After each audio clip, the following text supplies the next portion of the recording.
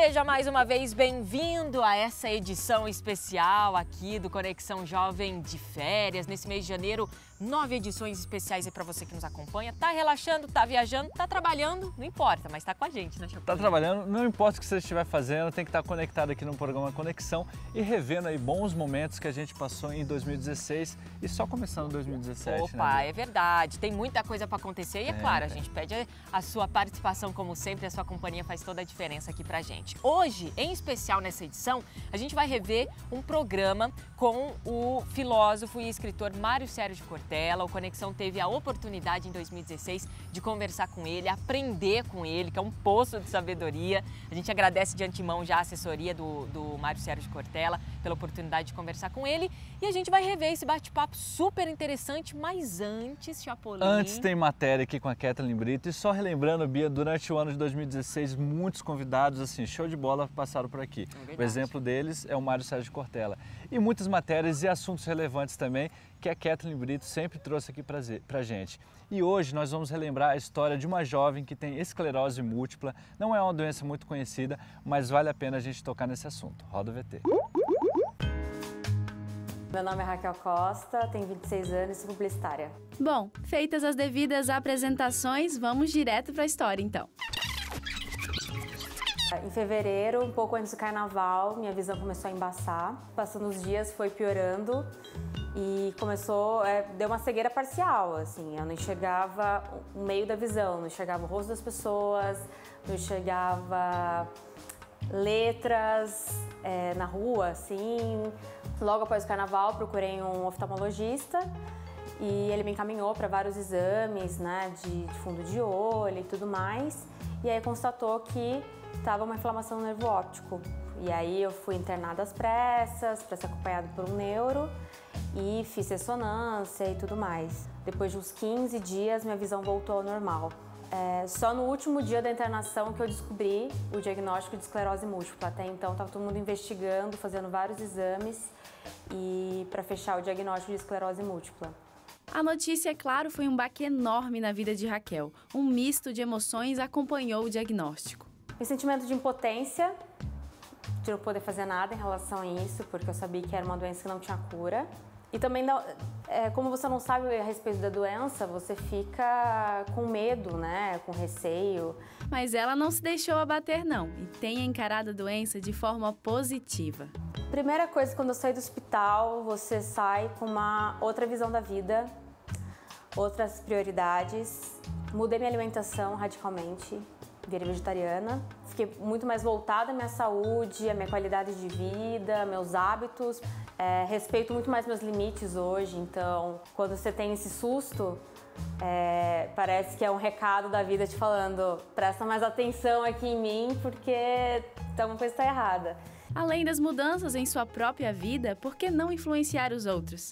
Publicitária por profissão, ela teve uma ideia. Depois do diagnóstico, fui me adaptando, né, a esses novos sintomas, como eu disse.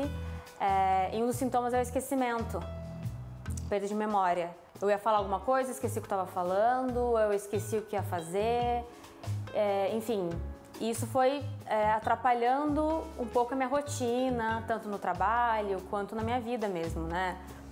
E comecei a me sentir muito mal por isso. Meus amigos, vendo esse meu desânimo e tudo mais, tentaram me animar, falando relatos deles, tipo: nossa, Raquel, eu também esqueci isso semana passada, nossa, imagina, meu marido também fez isso, e começaram a contar histórias para tentar me sentir melhor.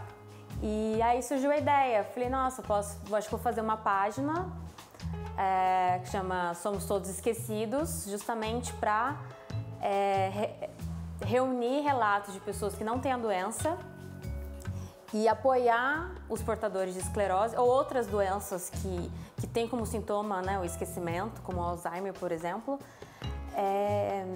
e conscientizar e informar para evitar esse pré-julgamento, esse preconceito que as pessoas têm. É um exercício de empatia para as pessoas se colocarem no lugar e falar: nossa, eu também já passei por isso, e tentar ajudar os portadores da doença. A página está lá no Facebook, crescendo a cada dia. Mas Raquel não fica para trás. Com a ajuda do projeto, ela tem evoluído e se adaptado à nova realidade. Com o apoio das pessoas e também com esse projeto, está me ajudando a aceitar e a superar.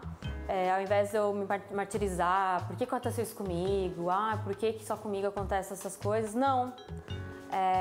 Eu posso transformar isso em uma solução, em ajudar outras pessoas, ou em me ajudar mesmo, né? E dá pra tirar lições de tudo na vida, né? Por mais difícil que seja. Acho que uma lição foi desacelerar a vida. A gente sempre tem pressa das coisas, sempre tem ansiedade de conseguir tudo. E você acaba atropelando alguns processos, algumas fases que você precisa passar. Outro aprendizado foi exercício de empatia mesmo, de me colocar no lugar das pessoas, de outras doenças ou que têm outras dificuldades, tentar priorizar mesmo a saúde, a qualidade de vida, os momentos bons da vida, não ficar só preso em conseguir coisas ou ter coisas e enfim. Valeu, Kathleen, sempre com assuntos interessantes aqui pra gente no Conexão. E agora sim a gente confere a matéria com o filósofo Mário Sérgio Cortella. Roda o VT. E logo eu já quero apresentá-lo. Tudo bem, professor Cortella? Cada vez melhor. Você sabe que uma das coisas boas da vida é vivo estar. Que ótimo. Muito obrigada pela recepção Fico aqui, feliz. pelo espaço cedido para a gente poder Bom conversar. demais. Bom, eu separei aqui algumas questões para a gente conversar, que tem tudo a ver comigo, com você, com a juventude e, por que não, com a humanidade, né? A gente perguntou para o pessoal de casa esse corre-corre da vida, né? Inclusive, a ansiedade tem sido considerada o mal do século e o jovem ele está totalmente envolvido nisso, né? Está mergulhado nisso. A humanidade como um todo, mas o jovem é mergulhado nisso tudo. Tem um termo que você usa nas suas palestras, ou usou nas suas palestras, mas me chamou muito a atenção, inclusive no seu livro também, Não Se Desespere. Miogização, né? Que é essa vontade que a gente tem de fazer as coisas muito instantâneas. Faculdade miojo, relacionamento miojo, trabalho miojo, relacionamento miojo. Como é que você enxerga isso, professor? Nós temos hoje uma vida que alguns diriam que é uma vida muito veloz, mas ela não é veloz, ela é apressada. Há uma diferença entre velocidade e pressa. Velocidade é aquilo que vai rápido e pode ir e deve ir daquele modo. Pressa é aquilo que vai de modo atabalhoado, atrapalhado. Por exemplo, uma pessoa fazer velozmente é nela uma boa capacidade. Fazer apressadamente é um desvio. Exemplo, eu quero velocidade na hora de ser atendido por um médico, mas eu não quero pressa na consulta. Eu quero velocidade na hora de sentar para almoçar, por exemplo, mas eu não quero ter de comer apressadamente. E uma parte das pessoas hoje vive uma vida mais apressada. E uma parcela disso se deve ao fato de muita gente não ter clareza de qual é a sua prioridade. Porque, afinal de contas, você só consegue organizar as coisas quando você tem uma hierarquização daquilo que é a ordem, a necessidade e a urgência daquilo que tem que ser feito. Parte das pessoas querem fazer, de fato, tudo já, ao mesmo tempo, agora, junto. E isso gera uma desorganização, uma ansiedade imensa e, ao mesmo tempo, um nível de frustração muito forte, à medida mesmo em que não é possível fazer tudo ao mesmo tempo. Por isso, essa miogização do nosso cotidiano, isto é, esse instantaneísmo daquilo que nos cerca, ele é muito danoso, porque não só gera ansiedade, como gera um mal-estar grande em relação à capacidade de viver. E tanto faz a faixa etária. Você tem isso em relação às várias faixas etárias. No entanto, em relação à população mais jovem, aquela que tem menos de 30 anos de idade, isso é mais usual, à medida também em que essa geração que está muito mais conectada em relação a plataformas digitais que aceleram imensamente o modo de relação. Então, as pessoas entraram até, mesmo com gerações com mais idade, numa síndrome que parece um pouco o coelho da Alice no País das Maravilhas. Estou atrasado, estou atrasado. Isso gera ansiedade de um lado e desespero de outro. Inclusive, a gente não olha mais o relógio para ver que horas são. Ele não cumpre a sua função inicial, para a qual foi criado. A gente olha o relógio para saber quanto tempo falta, né? Sim, o tempo inclusive todo. Nós voltamos a usar, boa parte das pessoas voltou a usar relógio com ponteira. O que, em tese, no mundo digital, seria algo contraditório. Afinal, se você está num mundo em que há a digitalização, inclusive dos caracteres, a utilização, de novo, de relógio com ponteiro, ela, no fundo, é a manifestação um pouco desse adoecimento que a gente tem em relação até ao nosso uso do tempo, em que se supõe uma frase extremamente perigosa, porque ela é clareza de ausência de objetivos, que é: eu estou sem tempo, não tenho tempo para nada. Isto é, uma pessoa que diz uma frase como essa esquece que tempo é uma questão de prioridade. E prioridade é uma palavra que não tem plural, né? Se você colocar S na palavra prioridade, ela deixa de ser. Uma pessoa que diz assim: eu tenho duas prioridades, não tem. Né? A palavra prioridade, ela é exclusiva. Por isso, eu posso até ter uma prioridade, resolvê-la, e vou fazer isso em relação a outra, mas ter mais do que uma prioridade é não tê-las. Olha aí. Bom, essa palavra prioridade é uma palavra que me chama muito a atenção, a prioridade mesmo, porque citando ela no plural, de fato você não está priorizando nada, né? E o jovem, ele tem um pouco disso, porque ele tenta, até inclusive por conta da internet, né, que esse fácil acesso nosso às informações, ao mundo digital, é muita coisa ao mesmo tempo. A gente quer ler, quer ouvir, quer assistir, tudo ao mesmo tempo.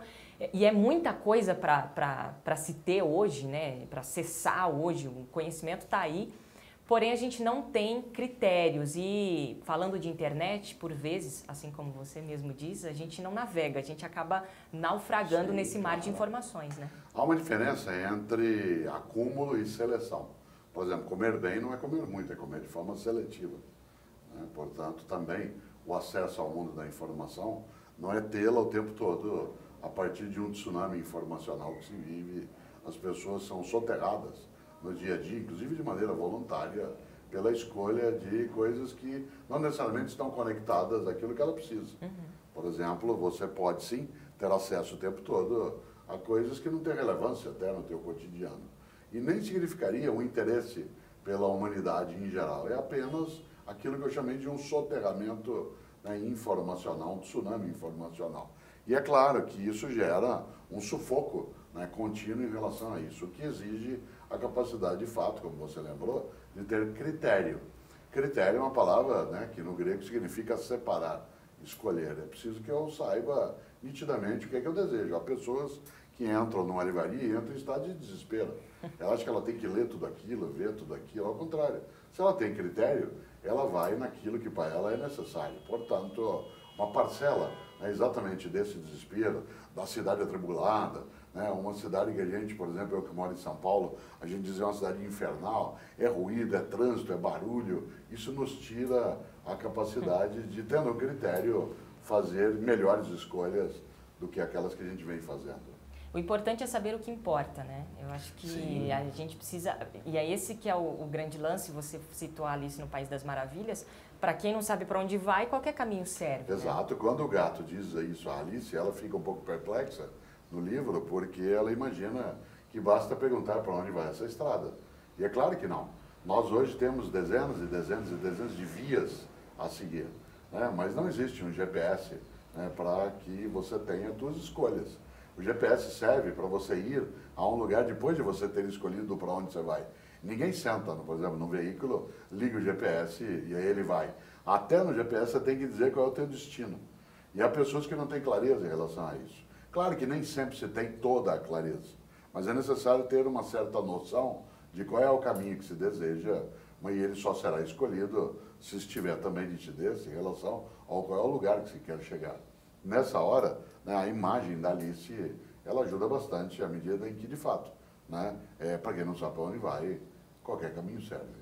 Agora, para a ansiedade, é que a gente está falando de corre-corre, esse mundo de informações também, a relação da internet com essa nossa correria, tem como, dentro dessa complexidade pós-moderna, a gente simplificar as coisas? Tem como ter uma vida simples? Sim. Simples não é carência, simplicidade não é carência.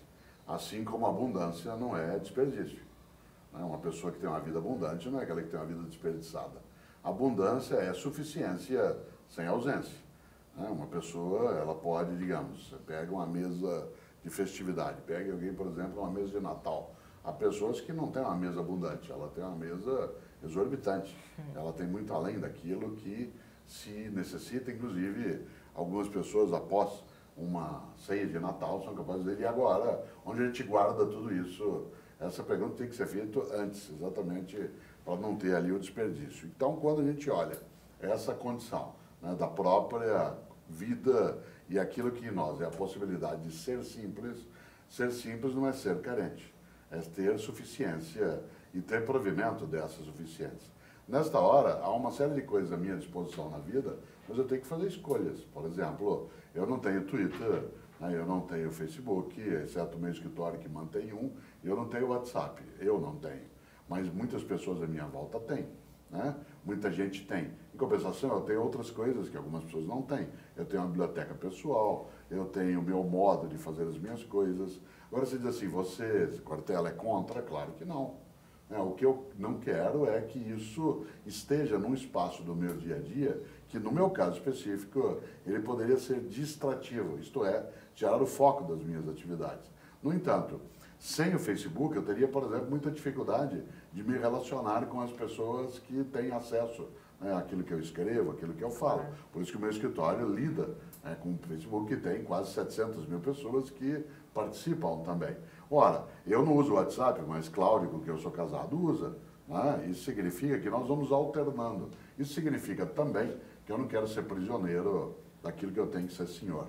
Exatamente. É a questão até da informatobia, né? Tem uma galera que acha que não, agora pronto, vou cortar 100%, não tem nada a ver isso, eu acho que isso é um mundo capitalista ou mundo digital, vou abortar isso. E acaba tendo fobia, sim, até de se envolver. Não há necessidade, você pode fazer suspensões temporárias. Por exemplo, de vez em quando é gostoso ir acampar, né? Portanto, participar de um local onde você não tem, não necessariamente água encanada ou eletricidade à disposição, há um certo charme também nessas condições de suspensão da eletrificação da vida. Por outro lado, eu na minha trajetória como pai, eu fazia algo que agora meus filhos fazem, né, com os meus netos. E eu a cada 6 semanas em casa, a gente tinha a semana sem micro-ondas. A cada 6 semanas. Não havia uma semana sem micro-ondas, o que nos fazia ter de almoçar ou jantar juntos, esquentar a comida de uma vez só e participar ali de uma atividade. Eu frequento uma chácara próxima a São Paulo e quando filhos e netos lá vão, ou os amigos lá, não há TV. E não haverá. Olha, eu faço programa de televisão, participo de televisão há mais de 30 anos, mas isso não significa que eu vá estruturar ali uma submissão. Por que que não tem TV nesse lugar? O que a gente faz à noite lá? A gente conversa, a gente canta, a gente conta a história, a gente partilha os sonhos. E se alguém for pego no seu tablet, baixando alguma coisa no YouTube, lava a louça uma semana sem auxílio.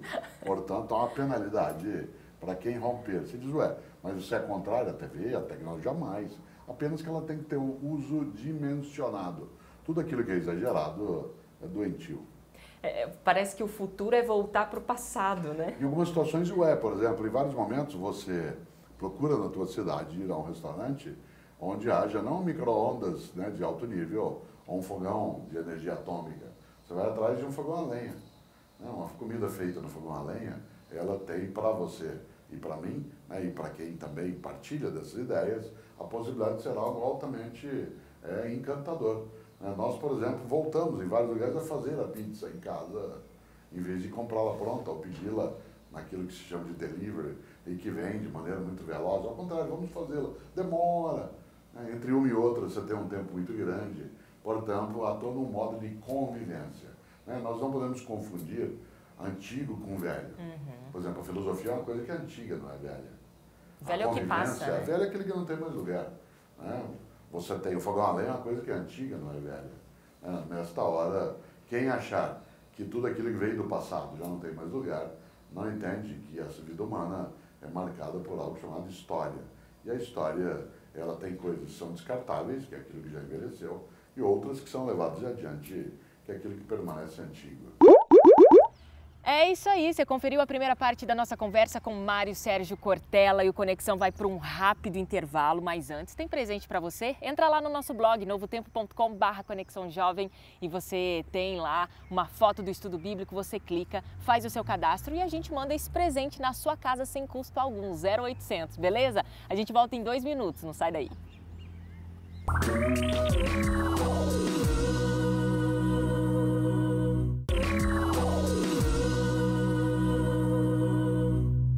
De volta aqui com Conexão Jovem especial de férias. Você pode participar com a gente através das redes sociais, facebook.com/Conexão Jovem.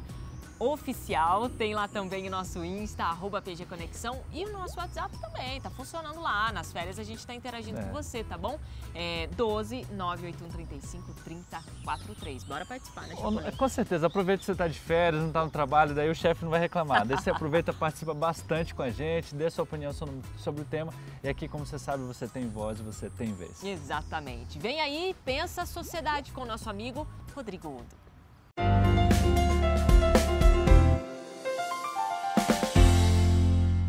Olá, amigos do Conexão Jovem, tudo bem? Muito bom estar aqui de volta com vocês. O tema que eu quero conversar com vocês hoje é sobre o jeitinho universal. Você achando aí sentado que somente o brasileiro tem jeitinho, né? Olha que interessante. Recentemente, uma organização não governamental chamada Transparência Internacional andou fazendo uma pesquisa sobre a sensação de corrupção. Veja bem, corrupção não é uma coisa que dá para ser avaliada. É difícil você fazer uma pesquisa sobre qual é o país mais corrupto do mundo, tendo em vista que de repente um país é muito bom em esconder sua corrupção e ele acaba aparecendo como um país bonzinho. Então corrupção é um problema.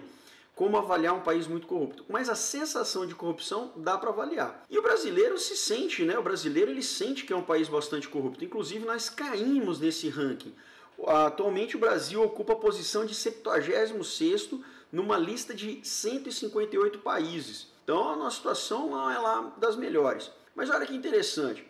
À medida em que o Brasil ficou muito exposto por conta da Copa do Mundo, dos Jogos Olímpicos, pelos escândalos com a FIFA e os elefantes brancos, né, os estádios, o Odebrecht, e o governo está todo sujo com essa exposição toda, né, acabou aparecendo demais, então quanto maior o status, maior também é o tombo. Olha que interessante.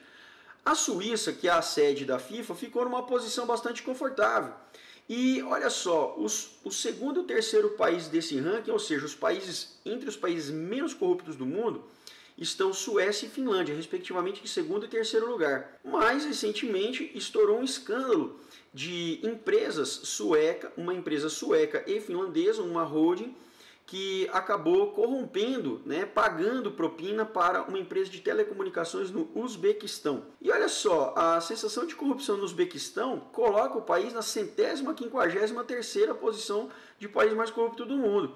Quer dizer, a situação realmente é bem ruim por lá. Aí você pensa, poxa vida, os países que estão lá na frente como não corruptos acabaram corrompendo um país corrupto, ajudando a piorar a situação de um outro país. Isso é pra gente pensar que o jeitinho não é só brasileiro, o jeitinho é realmente universal. Beleza? Bom, e entre em contato conosco através do site paginadahistoria.com.br ou curta a nossa página no Facebook, que é o Página da História, beleza? Mande pra gente as suas sugestões, suas observações, e de repente a gente pode até trabalhar algum tema que você sugira por aqui, beleza? Um abraço para você e a gente se vê por aí. Tchau!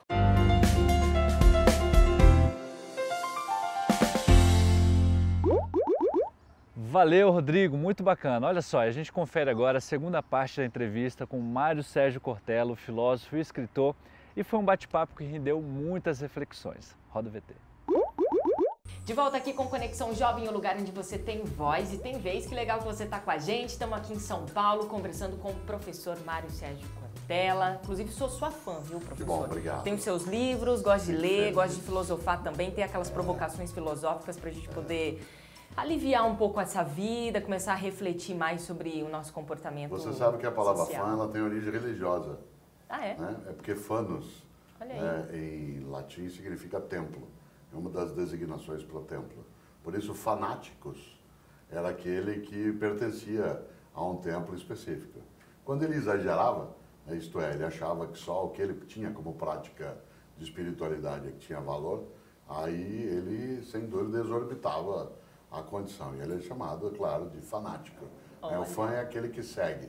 Então, quando você usa essa expressão, eu gosto, né, da ideia, é um afago gostoso. E uma das coisas boas, né, que você lembrava é que, por exemplo, no Conexão Jovem, você diz o jovem tem voz e vez. Uma das coisas mais importantes é que a gente não casse, isto é, não sequestre a voz que as pessoas devem ter. Os latinos usavam uma expressão muito interessante para a pessoa que não podia dizer nada, que não podia falar.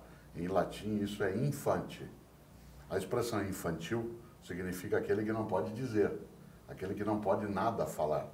E por isso é interessante como, durante muito tempo, se infantilizou uma parte dos jovens, isto é, na suposição de que ele não poderia falar-se e nem falar. porque quem fala, fala de si mesmo também. Né? Então não poderia nem falar e nem falar-se. Daí que quando você lembra da ideia de voz e vez, ela é importante para que a gente não sequestre essa condição. No entanto, você lembrava que você gosta de filosofia, né? Uma parcela hoje dos jovens gosta de filosofia.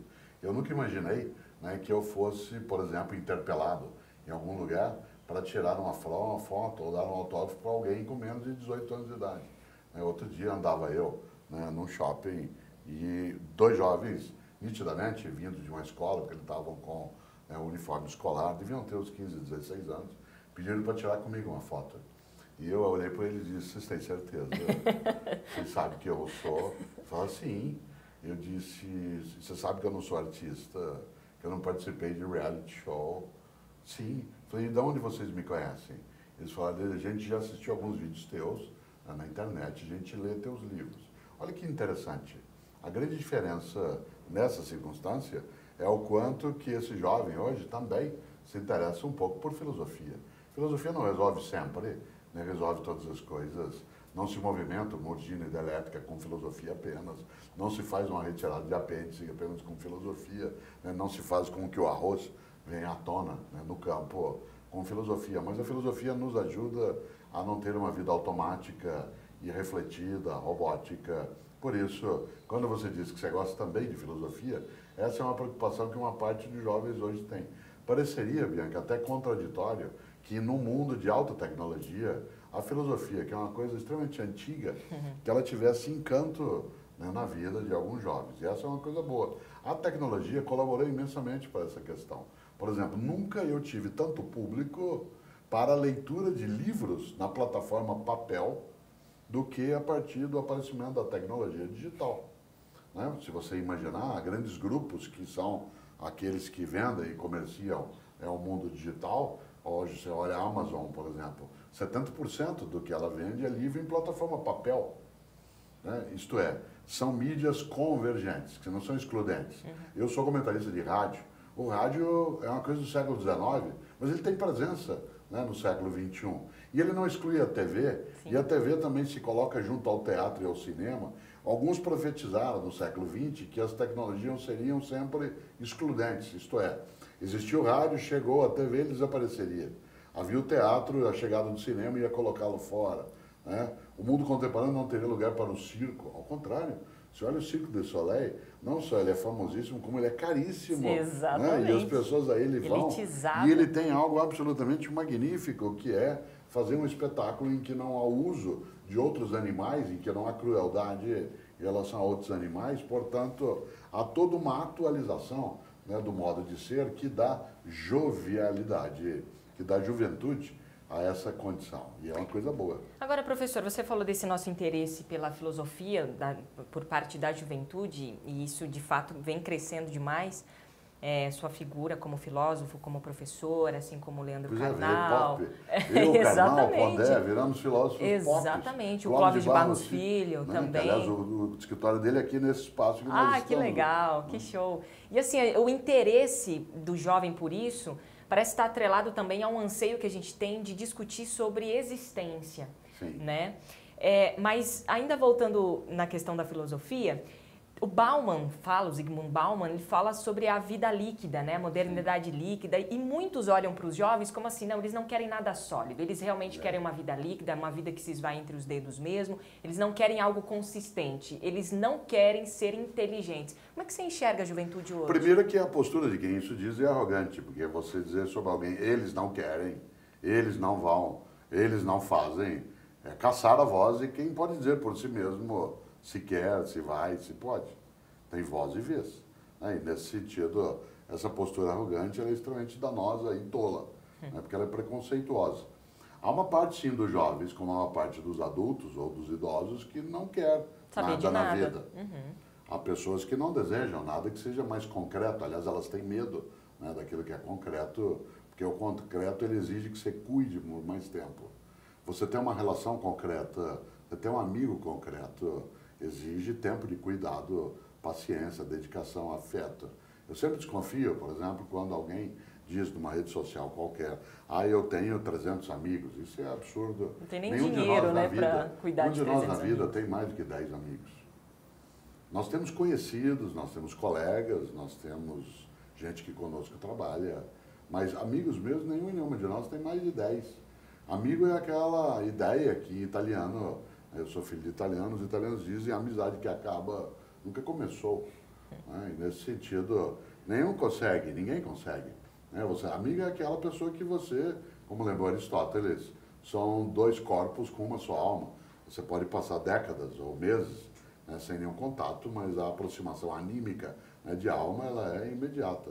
Por isso, há pessoas que temem de fato, né, que as relações concretas elas precisam ser trabalhadas, porque tal como acontecia, né, nos anos 90, em que os japoneses fizeram aqueles pequenos robozinhos que você tinha que cuidar para que eles não falecessem.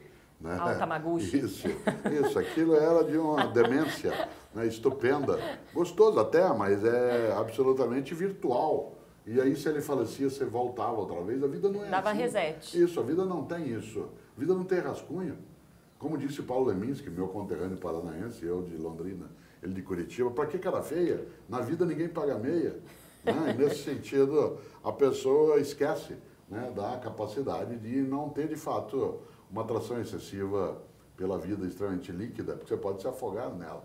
Né? Nesse sentido, quando o Bauman tira essa ideia, ele tira, inclusive, do Manifesto Comunista, do Marx e do Engels, né, de 1848, quando ambos, né, escrevem, né, a ideia de que tudo que é sólido desmancha no ar. Mas ele está falando do final, né, do século XIX, meados para o final do século XIX. Se aplica muito isso hoje, né, vale até a gente observar, mas precisa prestar atenção. Será que eu gosto tanto daquilo que é líquido, que é evanescente, que esvai, porque é isso que me atrai, ou porque eu tenho medo de ter o concreto, porque eu tenho que cuidar, eu tenho que afagar, eu tenho que ilustrar, aí eu tenho que proteger, e isso dá trabalho.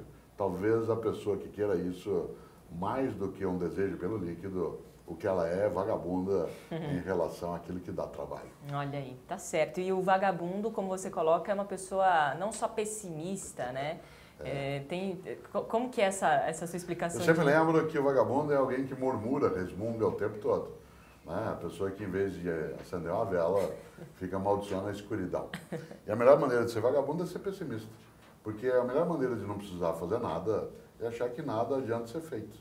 Né? Então, assim, essa juventude não tem jeito, está perdida. Ao contrário, eu me dedico à educação escolar há 42 anos, que eu sou professor, né? E não perco o encantamento. Eu comecei a dar aula na universidade, eu tinha 22 anos. Eu tinha 22 e meus alunos tinham 18. Aí eu fiz 30, eles tinham 18. Eu fiz 40, eles tinham 18. Eu fiz 60, eles tinham 18. Cada dia eu tenho contato com o que é de mais novo na vida. Por isso é estranhíssimo, né, supor que se possa dizer assim, eles não querem saber de nada. É arrogante e, como eu disse, tolo. Muito bem. Bom, você falou que é de Londrina, eu sou de Maringá, então sim, tá tudo em casa. Claro, Maringá é uma cidade canção. Né? Você sabe que eu morei em Maringá. Ah, é? Quando eu tinha 2 anos de idade, eu morei em Maringá. Olha eu aí. tinha 2 anos, Maringá tinha 4. Né? É uma cidade muito jovem, né, naquilo que ela tem no dia a dia. Belíssima cidade. Eu morei numa avenida chamada Gilberto de Carvalho. Gilberto de Carvalho é exatamente o compositor mineiro, né, que fez a música Maringá, que dá nome à cidade, né, e que era médico. E é interessante porque é uma cidade que emana a condição de imaginar que a gente de vez em quando pode fazer cidades com nome de música. Né? Tal como a cidade de São Paulo, onde eu moro, sim, ela é a única das 10 maiores cidades do mundo que nasceu num colégio. Todas as outras 9 maiores cidades do planeta nasceram num forte, numa estrutura armada. São Paulo é a única que nasceu num colégio entre as 10 maiores. Isso pode ser algum sinal, aliás, uma cidade fundada por jovens. Exato. Tal como jovem era Pedro I, que tinha 22 anos quando proclamou a independência. Portanto, uma parte da vida pode sim ser feita por gente que tem a jovem iniciativa. Tá aí, quanta coisa legal, quantas reflexões a gente não teve com o Mário Sérgio Cortella, né? É bom rever pra gente reaprender, quem sabe aí, essas discussões, esse bate-papo bacana que a gente teve com ele no Conexão. Ó, seguinte, a gente vai, mas a gente volta em 2 minutinhos, a gente tá de volta. Até já.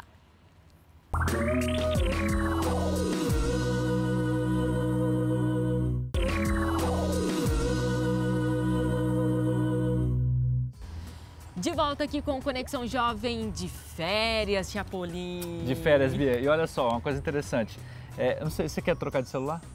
Olha, eu não tô pensando, não. Já troquei recentemente, mas quem sabe, né? Eu tô querendo trocar, inclusive eu tô com o seu celular emprestado, né? Você tá me emprestando, ele tá me ajudando. Mas de repente a galera que tá em casa aí tá aproveitando esse momento de férias, quer trocar de celular, tá em dúvida? Então tem um quadro super bacana agora, o Plugados e Ligados com Gabas, que vai trazer a diferença entre 2 smartphones. Fala aí, Gabas.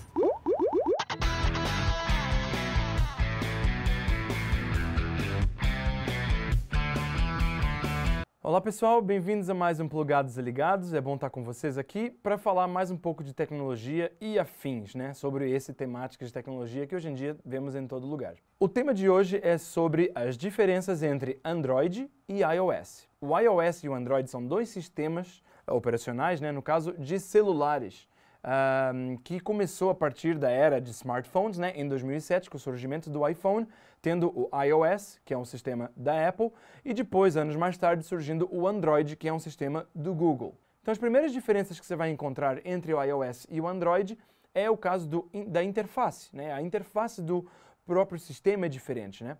Então, o posicionamento de botões também físicos do aparelho, é claro que você vai notar essa diferença. Um tem botões de um lado, de desligar, outro tem de outro, para aumentar o som, diminuir e tudo mais. Por exemplo, no caso de Android, os celulares que usam o sistema Android têm um botãozinho de voltar. Esse é um botãozinho que não existe nos celulares da Apple. O mais próximo que você teria seria o botão de Home, mas no botão de Home da Apple você realmente volta tudo para trás. Você volta você sai do programa, vamos dizer assim. Você volta para a tela inicial, onde tem vários programas. No caso do Android, tem esse botão de voltar que ele vai voltando de estágio em estágio.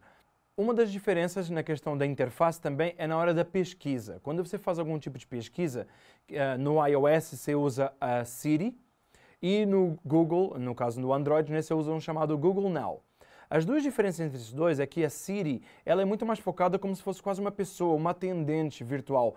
Você conversa com o celular te responde, ela realmente encontra aquilo que você está pedindo. No caso do Google Now, ele faz um tipo de motor de busca, vamos dizer assim, claro, né, por causa do Google, né, de onde ele te vai mostrando coisas relacionadas com o que você mais usou, com o que você recebe de e-mail, as conversas que você tem, os históricos de navegação que você faz. Então ele vai te mostrando aquilo que você mais tem afinidade ou que você tem mais procurado e ele toma de pressupostos que você quer saber sobre aquilo. Então ele te dá informações, não necessariamente que você foi atrás, mas algumas que você poderia estar interessado. Mas também você pode ir atrás de algumas informações específicas, é claro. No que diz respeito a aplicativos, você vai ter então 2 plataformas dentro desses sistemas operacionais que você vai poder acessar para baixar aplicativos. Na Apple você vai ter a App Store e no Google você vai ter o Google Play.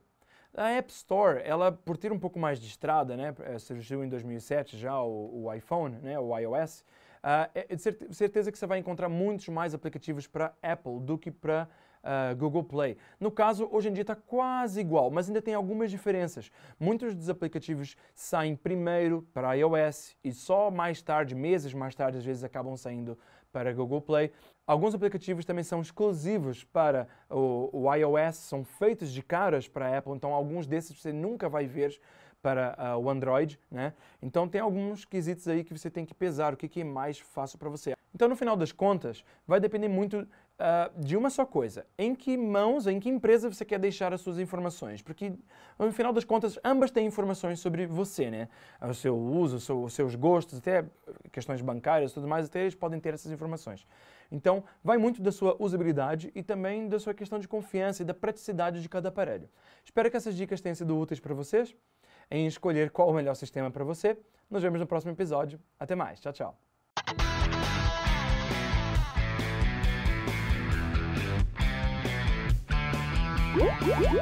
Valeu, Gabas. Obrigada pela parceria em 2016. E a gente vê agora a terceira e última parte da nossa conversa, do nosso bate-papo especial com Mário Sérgio Cortella. Professor, a gente falou de vida simples, a gente falou da internet, da nossa acessibilidade rápida a informações. E com essa acessibilidade a tantas informações, o jovem tem buscado muito o que diz respeito à nossa existência. De onde eu vim, para onde eu estou indo, o que eu significo, qual é o meu papel nessa terra, propósito, missão, enfim. E tem, dentro desse contexto, crescido o ateísmo e o agnosticismo também entre os jovens. E tem jovens que dizem assim, religião não tem nada a ver, religião é coisa de gente burra, de gente que realmente não quer conhecimento. Religião é coisa de idiota, professor? Você sabe que eu gosto sempre de lembrar que religião não é coisa de gente tonta. Religião é coisa de gente. Aqui tem gente que é tonta e gente que não é. Mas tem gente tonta na ciência, no jornalismo, na universidade e na religião, né? Por outro lado, eu todas as vezes que leio algumas pesquisas que falam, como você mencionou, né, o crescimento de pessoas que se declaram, né, ateístas, eu sempre lembro que o que a gente tem hoje não é um número maior de ateístas, mas é um número maior de possibilidades de dizer que é, sem ter nenhum tipo de atrapalhador. Isto é, aumentou muito mais nas sociedades contemporâneas a liberdade de colocar-se como alguém que tem uma religião ou que não tem. O fato de alguém ser ateu não significa que ele não possa conviver com outros que não o são. Até algumas décadas não haveria como fazê-lo. Colocar-se como ateu, por exemplo, numa cidade pequena, era não fazer negócio, era não ter vendas no seu estabelecimento, era ser olhado meio de soslaio, né, pelas outras pessoas. Por exemplo, nós tínhamos uma hegemonia católica durante muito tempo, não exclusivamente pelo perfilamento católico das pessoas, mas porque não havia como, numa nação hegemonicamente católica no ponto de partida, que outras práticas pudessem vir à tona sem que isso criasse algum constrangimento. Até se você é comerciante, por exemplo, há 30, 40 anos numa cidade pequena, ou você segue a religião na maioria, é visto na igreja aos domingos, é visto confessando e comungando, ou você teria problemas. Por exemplo, na minha família, uma parcela dela é católica, outra é reformada. Na minha família tem tanto sacerdotes quanto tem pastores, por exemplo. E é curioso, porque hoje isso é absolutamente tranquilo, mas não foi, né? Alguém, por exemplo, que há 40 anos, na minha cidade, Londrina, quando eu estava dela quase saindo, dizia assim, ó, aquele é protestante, né? Ou aquele ali é ateu, ou aquele ali pratica espírita. Eram coisas que eram sussurradas, quase como se fora, né, uma forma doentia de prática. Agora, há algo que a gente não pode esquecer. Há uma diferença entre religião e religiosidade. Há pessoas que têm religiosidade, mas não têm religião. Isto é, têm reverência à vida, têm a capacidade de supor que a vida não se esgota na mera materialidade, têm a capacidade de venerar a natureza, de um certo modo, a convivência, o afeto, mas ela não pratica um culto específico. Essa pessoa tem religiosidade, mas ela não tem religião. Religião é quando você pega a religiosidade e organiza com um grupo, com um clero, com um livro, com ritos. É impossível ter religião sem religiosidade, mas é possível ter religiosidade sem religião. O que aumentou hoje? O número de pessoas que se declaram sem religião, mas as pessoas não deixam de ter religiosidade.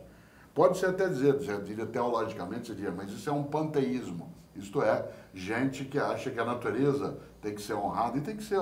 Há momentos no Rio de Janeiro, especialmente no verão, em que ao terminar um domingo belíssimo de sol, né, as pessoas se juntam na beira do mar, isso já foi mostrado várias vezes, e aplaudem.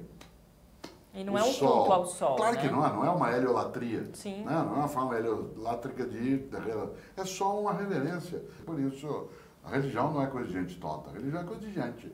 Há pessoas que a têm de um modo, outros têm de outro. O Freeman Dyson, que é um estupendo físico quântico, foi inclusive parceiro do Stephen Hawking, muito mais idoso que ele, tinha uma coisa magnífica. Ele disse que um dia, quando ele tinha 4 anos de idade, ele andava com a mãe dele de mãos dadas por Manchester, né, na Inglaterra, e aí uma hora ele falou, mãe, por que tem tanto tipo de igreja diferente? E aí a mãe deu uma resposta absolutamente sábia. Ela disse, sabe o que é, filha? É que tem muito tipo de gente diferente. Se Deus quisesse só um tipo de igreja, ele tinha feito só um tipo de gente, né? E Freeman Dyson é ateu, né? Mas isso é algo que não tem importância. O fato de ser ateu não significa que ele seja alguém antirreligioso. Por exemplo, um Estado laico, como é o caso do Brasil. O Brasil é um poder laico, no sentido jurídico do termo. Laico não é ateu.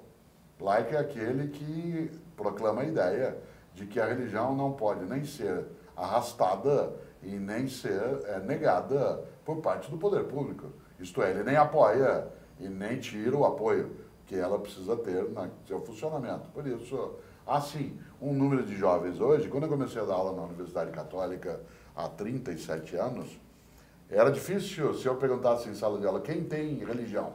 Poucos jovens responderiam, porque nos anos 70 e nos anos 80 havia uma recusa muito forte, né, por parte do jovem a essa questão. Depois, Hoje é comum se eu perguntar, alguns dirão que sim, outros que não, outros que terão, outros que são agnósticos, outros que são céticos. Mas eu quero lembrar uma coisa que vale sempre. Religião não é coisa de gente tonta. Religião é coisa de gente. Mas eu vou insistir. É que tem gente que é tonta e gente que não é.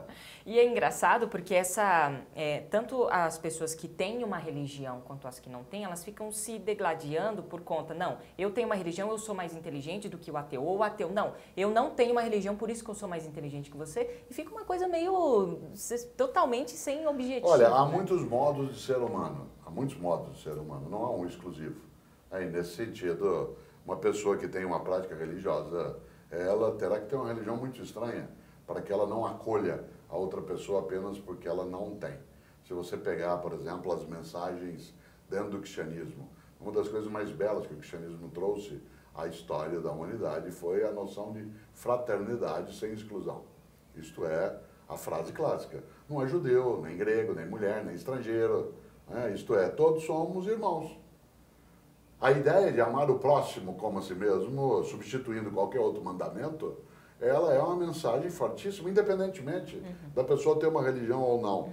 E nesse sentido, alguém que tem uma percepção religiosa, uma prática que é excludente, que anula a outra pessoa, talvez ela não tenha uma religião, talvez ela tenha uma ação política, e essa ação ela pode se aproximar, claro, daquilo que é a prática extremamente danosa, da convivência. Uma religião boa, uma religião que liberta, uma religião que encanta, é aquela que agrega e não aquela que desagrega. Por isso, congregação, para trazer junto, não é para colocar do lado de fora. Eu sempre desconfio de gente que fala em nome de Deus. Sempre desconfio. Sempre. Eu acho que tem algum tipo de perturbação, que quer fazer o mal em nome de Deus ou até fazer o bem. Diga assim, eu faço isso em nome de Deus. Imagina, quem é você? Quem sou eu para decidir o que é que Deus faz ou faria? Nesse sentido, quer fazer o bem? Faça em seu próprio nome. Exatamente. Eu vejo também uma ânsia das pessoas preencherem o coração com algo, né? Isso com religião, outras coisas, mas a gente está em busca da tal felicidade, né, professor? E aí, a gente vai alcançar essa felicidade? A pessoa que supuser que a felicidade está em algum lugar no futuro não vai chegar até lá. A felicidade não é o lugar onde você chega. A felicidade é uma vivência momentânea, episódica, ocasional. Ninguém será feliz um dia. Inclusive porque a felicidade contínua, sem interrupção, ela é forma de tolice. Tem que ser absolutamente demente para ser feliz o tempo todo. O mundo tem problema, tem encrenca, tem dificuldade. Alguém que está sempre rindo e feliz, ele é bobo, ele não é alguém que está feliz. Concretamente, a felicidade é aquilo que a gente permite que venha à tona nos momentos que pode vir. E não vem sempre. Não vem o tempo todo. Não vem de todos os lugares. Nesse sentido, quando a pessoa diz, um dia eu vou ser feliz, lamento, pode desistir, jamais será. Agora, outra pessoa que diz assim, eu quero ser feliz em algumas situações, faça com que aquelas em que isso é possível, elas possam vir sem que sejam interrompidas. Muito bem, a gente está conversando aqui com o professor e filósofo Mário Sérgio Cortella, estamos aprendendo várias coisas, você aí de casa, e eu aqui também. Professor Mário Sérgio Cortella morou em Maringá, né? Você me revelou isso, estou feliz com isso. É de Londrina, é do Paraná. E, enfim, está morando em São Paulo há muitos anos. Quase 50 anos. 50 anos. Então, praticamente é daqui, né? Eu tenho raízes em Londrina, mas não tenho âncoras. A raiz te alimenta, a âncora te imobiliza. Então, quando eu digo assim, eu nasci em Londrina, saí de Londrina, Londrina não saiu de mim, mas eu não estou mais lá. Portanto, lá eu tenho raízes. Como eu sou caipira, o caipira gosta de ter raízes. A raiz faz com que você seja nutrido. E quando você diz que você aprende bastante, por exemplo, nessa conversa eu também aprendo, é sempre bom a gente lembrar que a palavra aluno, e nós somos alunos e alunos a vida inteira, a palavra aluno significa aquele que está sendo nutrido, está sendo alimentado. Alúmino é um termo latino para o lactante, aquele que está sendo amamentado. Nesse sentido, nós somos alunas e alunos por toda a vida. O único que não é aluno é o cadáver. Valeu, professor Mário Sérgio Cortella, sempre com boas reflexões aqui pra gente. Foi um bate-papo muito bacana. Quero aproveitar e agradecer o pessoal da assessoria por nos ajudar nesse bate-papo aí com o professor e filósofo. Foi muito bacana e espero que a gente possa repetir essa dose em 2017. E falando em reflexão, tem sempre ele aqui, nosso querido pastor Marcelo Rezende, sempre com um bom bate-papo aqui com a gente também sobre o tema do programa. Roda o VT. Tudo bom, meus amigos? Um grande abraço para vocês aqui que estão sempre ligados e acompanhando o nosso programa Conexão Jovem, participando aqui dos nossos debates, dos nossos temas que sempre são preparados para poder gerar algum tipo de reflexão mais profunda sobre temas que são importantes para nós, não só para a juventude, mas para todos nós. E eu acredito que o nosso tema hoje é um dos mais cruciais de todos, né? Nós estamos falando a respeito da religião, da crença em Deus, do ateísmo, enfim, da forma como o ser humano responde a essa ideia de um ser superior, de um Deus que é o Criador, um Deus que se revela, um Deus que se manifesta. Nós temos visto, eu tenho visto durante muito tempo na minha vida, muitas pessoas se autoproclamarem ateus. Eu mesmo, durante a minha vida, tive um momento em que fui muito cético em relação a muitas coisas.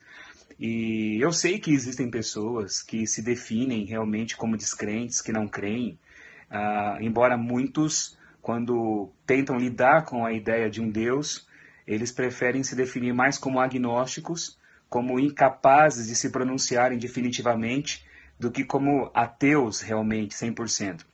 Mas eu sei que existem ateus e pessoas que não querem se ligar a nenhum tipo de religião com base na falta de crença nessa ideia transcendente de um ser que nós definimos como sendo Deus. O fato é, meus queridos, que ateísmo não é uma condição primária, uma condição essencial do ser humano. Muito pelo contrário. O ser humano nasce crendo, ele se torna ateu. O ser humano nasce com uma disposição natural de acreditar, de receber, de crer e de viver impulsionado pela fé, pela certeza de que ele é amparado por Deus. E isso eu, como pastor, falo para vocês, creio, que faz parte não apenas de uma fuga psicológica ou de um recurso evolucionário para poder fazer com que a gente mantenha sempre a convicção, a firmeza, a vontade de seguir em frente, mas eu creio que isso é uma identidade plantada no nosso DNA mais íntimo pelo próprio Criador, que nos faz buscar até Ele. Eclesiastes, um texto da Bíblia, diz que Deus colocou no ser humano essa fome, essa sede de Deus. Lá no seu capítulo 3 ele diz isso. E eu acredito nisso.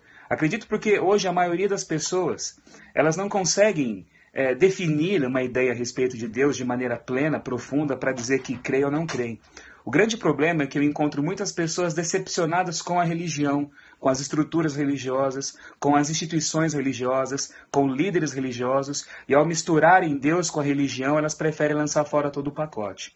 Mas deve ser feita uma diferença. Por isso eu incentivo vocês aqui a experimentarem, a desenvolverem uma espiritualidade sadia, uma consciência sadia. Experimente Deus. Aquele que experimenta sabe muito bem do que eu estou falando, tá bom? Pense nisso. Um grande abraço para vocês e até a próxima. Final de mais um Conexão Jovem de férias. E férias não é só sol não, né, Chapolin? Tem chuva também nas férias. Tem chuvinha, ó, meu óculos aqui, já tem umas gotinhas aqui, tá? Então pra gente não se molhar mais, né, Chapolin, a gente se despede. Estragar minha chapinha também, que senão daqui a pouco bagunça tudo. A gente volta no próximo programa, até lá.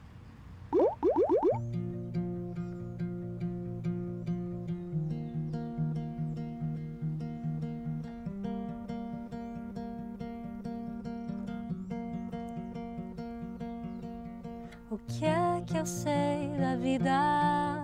O que é que eu sei de mim? Se tudo que eu tenho cabe em um desenho. Quem foi que fez o tempo?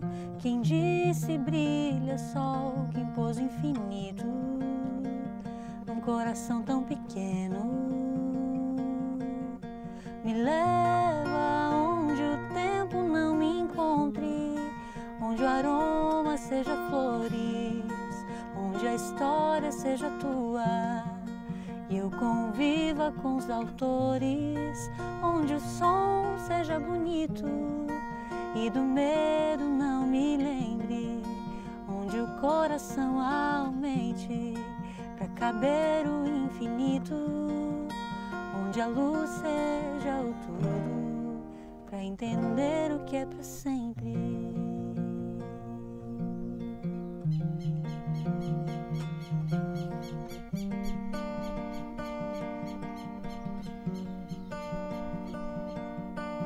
O que é que eu sei da vida? O que é que eu sei de mim? Se tudo que eu tenho cabe em desenho. Quem foi que fez o tempo? Quem disse brilha sol, quem pôs o infinito num coração tão pequeno. Me leva onde o tempo não me encontre, onde o aroma seja flores, onde a história seja tua e eu conviva com os autores, onde o som seja bonito e do medo não me lembre, onde o coração aumente pra caber o infinito, onde a luz seja o tudo pra entender o que é pra sempre, pra entender o que é pra sempre.